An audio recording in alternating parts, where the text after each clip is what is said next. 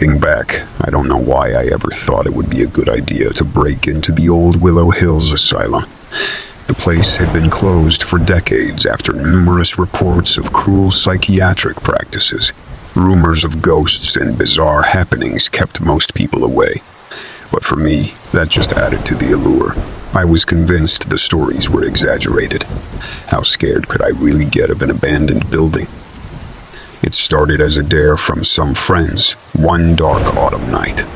We were out on a drive, looking for cheap thrills, when we passed the looming abandoned asylum on the edge of town. Ivy snaked up the weathered stone walls, and not a single light shone in the rows of shattered windows. "I bet you won't go inside," Jason taunted me. I just smiled and told him to pull over. "You're on," I said. We hopped the crumbling stone wall encircling the property and crept up to one of the back buildings. After tugging on a boarded-up door to no avail, we found a basement window with a missing panel. Shining our phone lights in, all seemed quiet. I hoisted myself up and slid through the narrow gap, landing on the dusty concrete floor. Looking around with the light, I saw I was in what looked like an old laundry room. Washing machines lined the walls, overturned carts spilled across the floor. "I'm in," I called up to my friends. "I'll just explore for a bit and meet you back at the car." They wished me luck and hurried off, clearly spooked themselves. But I was too cocky to be afraid. I started making my way through a warren of dark corridors. Much of the decaying furniture had been overturned, old papers and trash littered everywhere. Graffiti covered the peeling walls. The deeper I went, the more uneasy I felt, but I pushed the fear down. As I entered what looked like a common room, I swept my phone light over the dusty furniture and ancient TV set. Then my beam landed on something that made me freeze. Scrawled on the wall in what looked disturbingly like dried blood was a message. "Turn back now." A prickle of fear crawled up my spine, but I shook it off. Just some creepy vandalism, I thought. I pushed forward into a large cafeteria, long tables and broken benches strewn about. A loud metallic crash rang out from the industrial kitchen. I jumped, cursing myself for taunting the darkness. "Just stay calm," I told myself.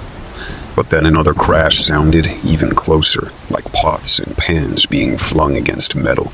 It didn't sound like an animal scrounging for food. It sounded intentional. My palms sweated as I crept into the kitchen. It appeared empty, still and silent. Then I heard a shuffling nearby. Whirling around, I scanned my light, but saw nothing. Then an unnatural, high-pitched giggle broke the quiet. I froze, feeling unseen eyes on me.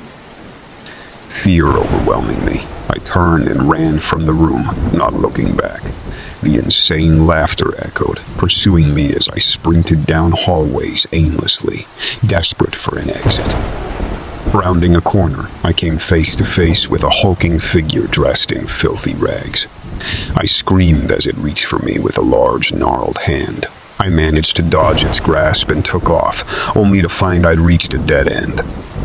Frantically, I tried each door off the hallway until one opened. I darted inside and slammed it shut, jamming a broken chair under the handle. The massive thing outside pounded on the walls, making guttural noises. Shaking, I whirl around to see I'd trapped myself in a bathroom. Stalls with broken doors lined one wall, sinks torn from another. Backing away slowly, I bumped into one of the stall doors, causing it to swing open. A figure hung from the ceiling above the toilet, swaying slightly on the rope around its neck. I cried out in horror and stumbled back as the body reached towards me with a grotesque popping of its joints. Eyes bulging from purple flesh stared at me, pleading. I doubled over, gagging. Then I heard movement behind me. In the cracked mirror, I saw the apparition of an impossibly tall and skeletal woman crawling spider-like over the stalls, hollow eyes fixated on me. I screamed and turned to find the way out, blocked by a mass of pale, writhing ghosts clamoring at the door. Wailing faces peered out at me from the walls. Hands grasped from the crumbling tile floor underneath me. I screamed again, but no one could hear me. No one human, at least. I was surrounded by the tortured souls who called this place home. As they swarmed around me, screeching, I curled into a ball, burying my head and sobbing. I felt ghostly hands and tendrils envelop me, dragging me down into their nightmare realm. Perhaps I'd remain trapped there with them, just another lost spirit howling endlessly through the rotting asylum corridors. My arrogance had lured me into a fate worse than death. Next thing I knew, I was waking up in the back of an ambulance. Apparently, I'd been found unconscious just inside the asylum walls. According to the medics, I was nearly in shock and babbling incoherently about spectral things. They assumed I'd hit my head while trespassing, but I know what I experienced. And I pray those damned anguished souls remain contained behind the locked doors of the Willow Hills Asylum, because no place holds such darkness without reason. And now I fear its inner demons have found their way into my dreams to torment me forevermore.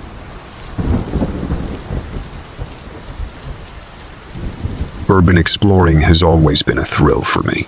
There's something about going deep into these crumbling, abandoned places that gets my adrenaline pumping. But when my friend Aaron told me about an old asylum that had been left to rot on the edge of town, I hesitated. Places with such dark histories carry their own kind of chill that give even me the creeps. But Aaron managed to convince me to check it out. I wish I had trusted my instincts and stayed far away. We went one gray Saturday morning, parking on a weed-choked road behind the massive asylum grounds. A 12-foot stone wall surrounded the property, but we found a spot where the crumbling masonry provided a gap just big enough to squeeze through.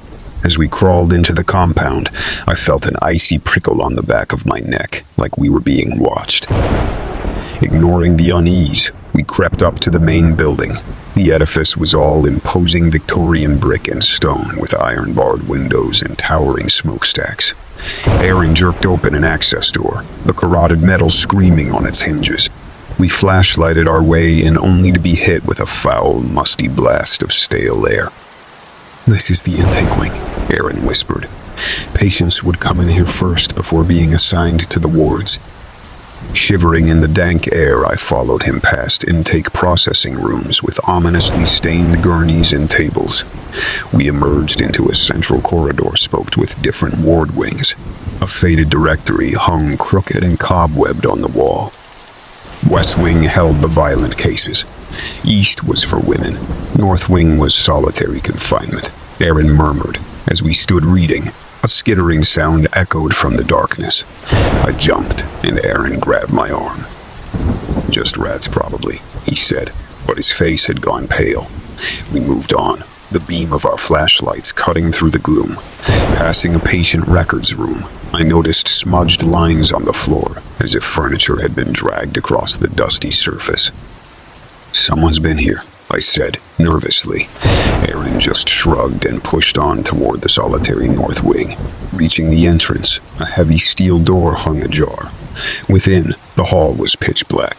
Our lights revealed isolation chamber doors lining each side, all closed and padlocked from the outside. The further we went, the colder the air became. It reeked of bodily waste and antiseptic. From somewhere in the dark drifted the echoes of dripping water and rattling pipes. Then a soft whimper pierced the silence, the unmistakable sound of a woman crying. Aaron and I froze. A minute later it came again, faint but distinct. "Hello," I call out. "Who's there?" My voice wavered. The crying abruptly stopped as my words echoed down the hall. Silence returned. I turned to leave when we heard a loud crash.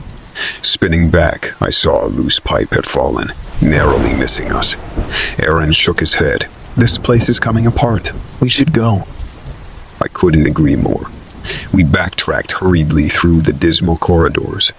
As we neared the intake wing, I heard shuffling footsteps behind us. I whipped my head around but saw only shadows. When we emerged into the intake area, I sighed with relief. But in our absence, the access door had slammed shut. Aaron rushed over and tugged frantically on the handle. It didn't budge. We were locked in. Frantically shining our lights around, we spotted an air duct near the floor. Prying off the rusty grating, we squeezed inside, replacing the grate behind us. On hands and knees, we crawled through the dusty air shaft until it opened near a broken window. We tumbled out into overgrown weeds, gasping the fresh air. I swore I saw a pale face peering through the barred window at us as we scrambled away. We didn't stop running till we reached the car. As Aaron drove us away, I glanced back and noticed a figure silhouetted in an upper window, watching us depart. A cold shiver ran through me. I'll never forget those cries echoing through that godforsaken place. Some say it was just urban legends haunting our imaginations in the dark, but I know what I heard. There are some places so stained with suffering that the echoes of the past bleed into the present. And once you enter, the spirits trapped within make sure you become part of the asylum's tragic story.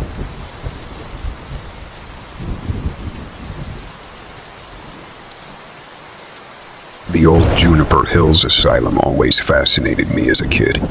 It sat high on a hill overlooking town, an imposing Gothic structure that had been abandoned for decades. I used to stare up at its broken windows and wonder about the secrets held within those crumbling walls. When I heard about an overnight paranormal investigation being hosted there, I knew I had to join in. I was finally going to explore the haunted asylum I had only imagined in my childhood dreams.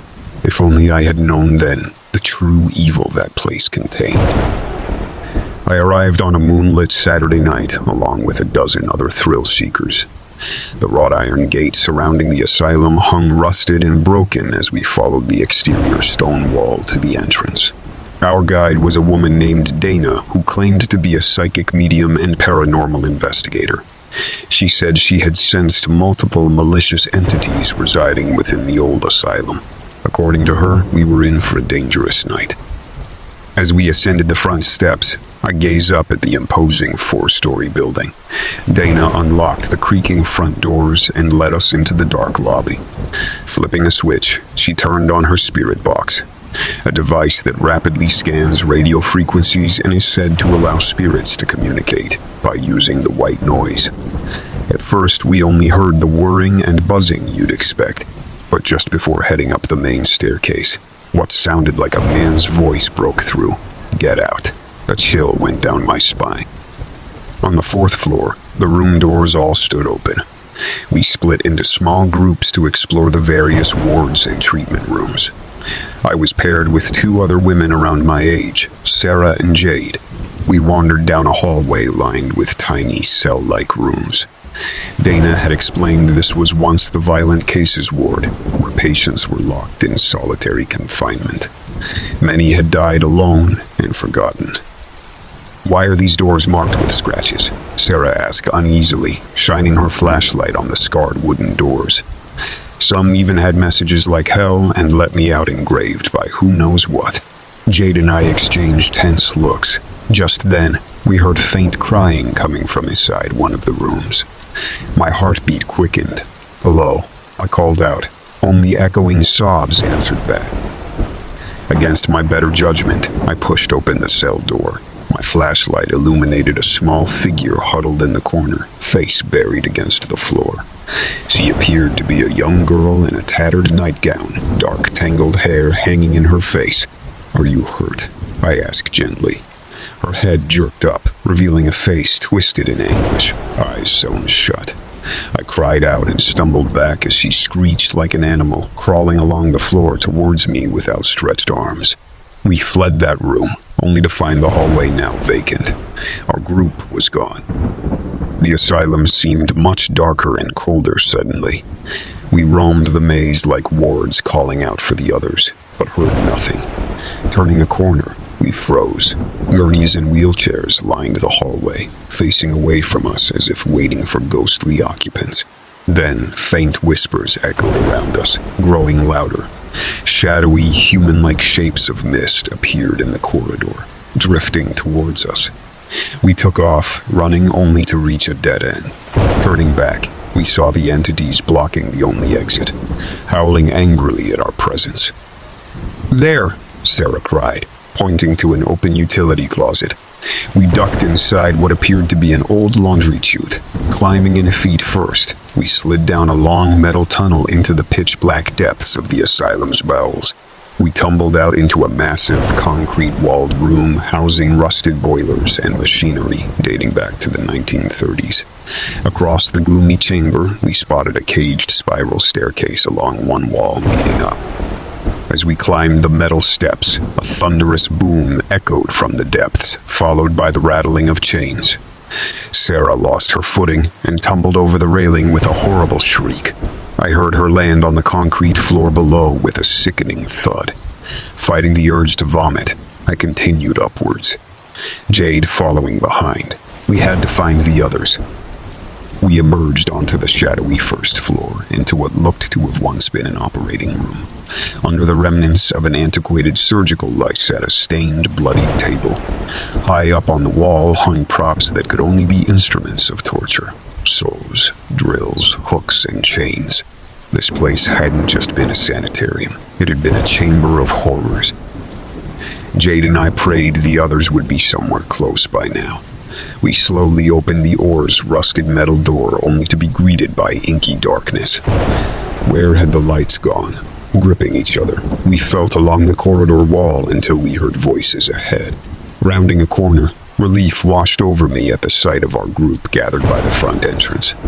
I began to call out to them when behind me, Jade let out an unearthly shriek.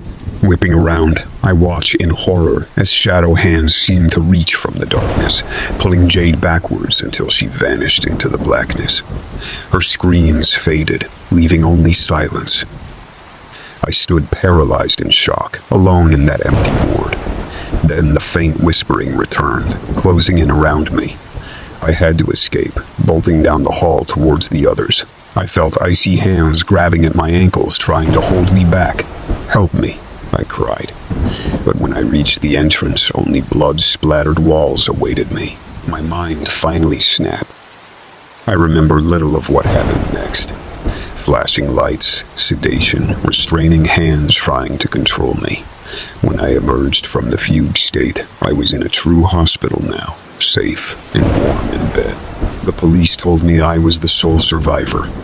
The others had been missing for days by the time I stumbled out alone from that cursed place, gripped by madness.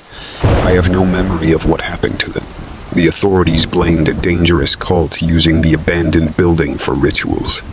But I know the truth, that some malevolent forces are better left buried.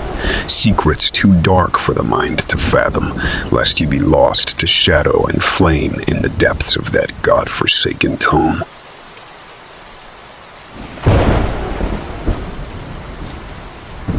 When I saw that the old Willard Asylum was offering tours, I knew I had to go. I'd always been fascinated by the haunted history of the sprawling complex, which had closed down decades ago after claims of terrible conditions and mistreatment of patients. The Gothic stone buildings sat decaying on a hill just outside of town, and local legend held that the ghosts of former inmates still wandered the halls. I hoped a tour would let me separate fact from fiction. On a gray Saturday morning, I drove up the winding road leading to the asylum gates. They stood tall and rusted, chained shut with thick padlocks. As I walked from the parking area to the visitor center, I felt eyes watching me from the dark, cavernous windows of the main building looming ahead.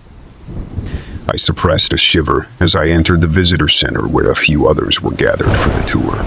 After signing waivers absolving the asylum of liability if we got injured, our guide arrived to lead us into the depths of the buildings. He was a wiry older man named Walter, who said he had worked at the asylum for years before it closed. As we began the tour, he recounted chilling but true tales of experiments and harsh treatments that had happened here, like electroshock therapy and ice bath immersion. Some patients were even kept locked in cages out in the yard, exposed to the elements, Walter said with a solemn expression. The asylum's early practices were quite barbaric. We walked through hallways, made even creepier by peeling paint, crumbling plaster, and flickering lights. The deeper we went, the heavier the air felt, thick with a tragic history. Walter showed us an autopsy theater, where he said doctors had performed experimental procedures on patients without consent.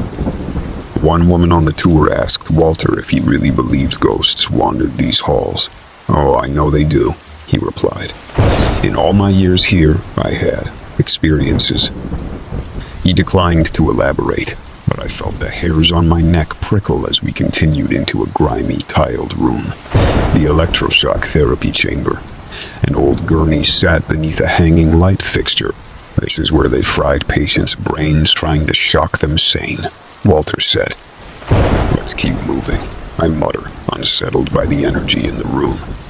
But suddenly we heard a loud clang behind us.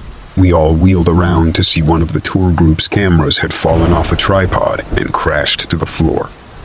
"My camera was totally stable. I don't know how it just fell over," the woman said nervously as she retrieved it. Walter's face had gone pale.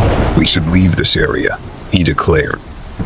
As we moved to the upper floors, Walter was unusually quiet. In the waning afternoon light, the asylum took on an even more unearthly feel. Our footsteps echoed eerily off the peeling wallpaper and cracked plaster. I couldn't shake the feeling of being watched from the dark doorways yawning open along the corridor. Walter showed us the nurses' station. Patient dorms and hydrotherapy room suddenly seemed preoccupied, frequently glancing around with a tense expression. In one dim patient bedroom, the tour group let out startled yelps as the bulbs in a ceiling light fixture suddenly popped and went dark. "Odd," was all Walter said before rushing us all out of the room. "Is everything okay?" I asked once we were back in the hall, noticing a thin sheen of sweat on Walter's forehead. "Let's head downstairs." "No," he replied tersely, ignoring my question. As we descended the grand but crumbling staircase, I felt my adrenaline rising. I wasn't sure if it was paranoia or an actual ominous presence, but I began sensing unseen things in the shadows. The heavy front doors were in sight when we heard a blood-curdling shriek echo from the upper floor, as if coming from the room we had just left. The tour group froze. "That was no ghost. We have to help them," I cried, running back for the stairs. But Walter seized my arm forcefully. His eyes were filled with fear, even panic. "We need to get out of here, immediately," he shouted. "There's no one to help." Confused and frightened, we followed Walter as he broke into a frantic jog for the exit. The shrieks and howls continued, growing fainter as we fled across the yard. Bursting outside at last, we hurried through the gates to the parking area. As I glanced back, I saw pale faces peering down from the asylum windows. Or were they just my imagination? "What happened in there?" I demanded, catching up to Walter at his car. "You don't want to know," he muttered, getting into his car. As he sped towards the gates, I noticed his hands gripped the steering wheel tightly. Just before passing through the gates, his car swerved violently, as if avoiding something in the road. My heart pounded as I ran to my own car. Peeling out down that winding road, I swore I saw shadowy figures creeping along the tree line in my rearview mirror. I decided to do some digging into the asylum's history when I got home. What I discovered was more chilling than any ghost story. Political corruption had allowed a sadistic asylum superintendent to conduct barbaric experiments on patients for years. Some had even died from his treatments. When the truth came out, the superintendent committed suicide on the premises. His evil acts had opened a portal to sinister forces, which haunted the asylum to this day. After the superintendent's death, patients reported seeing his ghost stalking the halls, and violent paranormal activity increased. Staff experienced unexplained equipment failures, screams, and apparitions.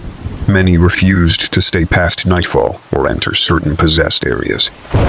As I learned all of this, details from the tour clicked into place.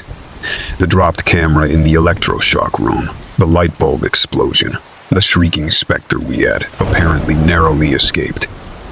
Clearly, Walter had known far more than he let on about the evils still dwelling within those abandoned buildings, hungry to torment visitors and feed on fear. I shuddered at the realization that in my fascination and naivete, I had ventured recklessly into a true heart of darkness, whose grim secrets were better left buried. If curiosity draws me back again someday, I will not go alone. But for now, the Willard Asylum remains shrouded in shadow, its haunted history a warning to any who dare enter. For once you cross that threshold, you never know what might follow you back out.